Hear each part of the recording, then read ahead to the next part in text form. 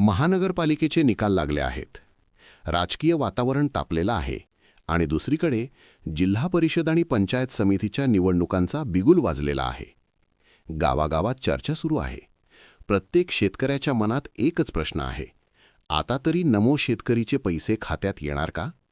शेतकऱ्यांची अपेक्षा वाढलेली आहे, कारण खर्च वाढले आहेत. पिकांची स्थिती सगळीकडे सारखी नाही आणि अशावेळी हा हप्ता खूप महत्त्वाचा ठरतो. म्हणून आजच्या या व्हिडिओमध्ये तुमच्या मनात असलेले सगळे प्रश्न एक एक करून स्पष्ट करूया. या व्हिडिओमध्ये तुम्हाला 5 मोठ्या प्रश्नांची उत्तरं मिळणार आहेत. पहिला प्रश्न, नमो शेतकरी सन्मान निधीच्या 8व्या हप्त्याला एवढा उशीर का होतोय? दुसरा प्रश्न, निवडणुकीची आचारसंहिता लागलेली असताना हा हप्ता खात्यात येऊ शकतो का, की त्यावर अडथळा येऊ शकतो? तिसरा प्रश्न, नक्की कोणत्या शेतकऱ्यांना हा नमो शेतकरीचा हप्ता मिळणार आहे? चौथा प्रश्न, सरकारकडे इतका मोठा निधी लागतोय, तो नेमका किती आहे आणि पैसा नसल्याचं कारण कितपत खरं आहे? आणि पाचवा आणि सगळ्यात महत्त्वाचा प्रश्न, हे पैसे खात्यात येणार तरी नेमके कधी? आता चला एक एक प्रश्न शांतपणे समजून घेऊया. सगळ्यात आधी, हप्ता उशिरा का होतोय? याचं पहिलं कारण सांगितलं जातं, राज्याची खालावलेली आर्थिक परिस्थिती. सोप्या शब्दात सांगायचं तर तिजोरीमध्ये पैसा नाही असं कारण समोर ठेवलं जातं. दुसरं महत्त्वाचं कारण, हा निधी ज्या विभागाकडून मंजूर व्हायला हवा तिथून अजून हिरवा कंदील मिळालेला नाही. जोपर्यंत आर्थिक मंजुरी मिळत नाही तोपर्यंत शासन निर्णय निघत नाही आणि तोपर्यंत हप्ता थांबलेलाच राहतो. तिसरं आणि सगळ्यात जास्त चर्चेत असलेलं कारण, हे सरकार निवडणूकजीवी असल्याचं बोललं जातं. मतदानाच्या अगदी आधी लोकप्रिय योजना जाहीर करायच्या आणि थेट खात्यात पैसे टाकायचे. यातून नागरिकांचं मन वळवायचं आणि त्याचा फायदा निवडणुकीत घ्यायचा.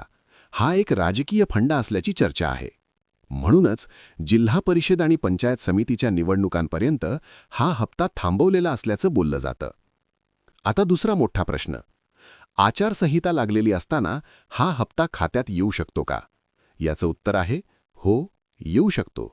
कारण ही योजना नवीन नाही, ती आधीपासून सुरू आहे.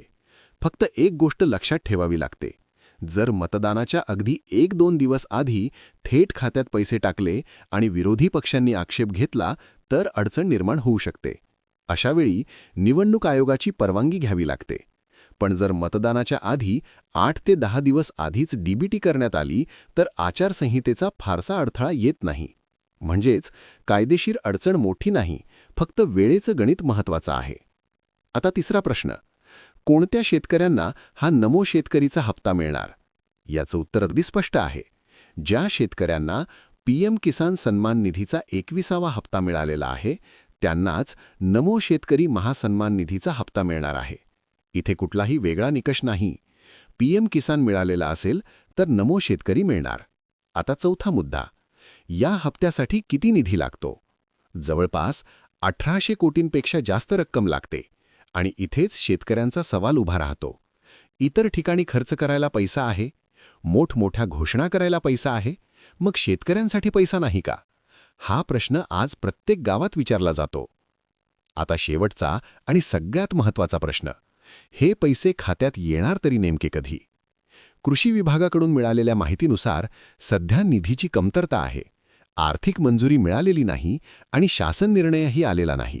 पण तरीही त्यांचा अंदाज सांगतो की जानेवारीचा शेवटचा आठवडा किंवा फेब्रुवारीच्या पहिल्या आठवड्यात हे पैसे शेतकऱ्यांच्या खात्यात येऊ शकतात. म्हणजेच निवडणुकीच्या तोंडावरच हा हप्ता जमा होण्याची शक्यता आहे. हीच आजची संपूर्ण अपडेट. तुमच्या मनातले सगळे प्रश्न आज आपण शांतपणे समजून घेतले. म्हणूनच अशा महत्त्वाच्या आणि विश्वासार्ह माहितीसाठी चॅनलशी जोडलेले रहा. व्हिडिओ आवडला असेल तर तो शेअर करा आणि पुढच्या अपडेटसाठी लगेच सबस्क्राईब करून ठेवा. आपण इथेच थांबतो. पुढच्या व्हिडिओमध्ये पुन्हा भेटू. तोपर्यंत काळजी घ्या.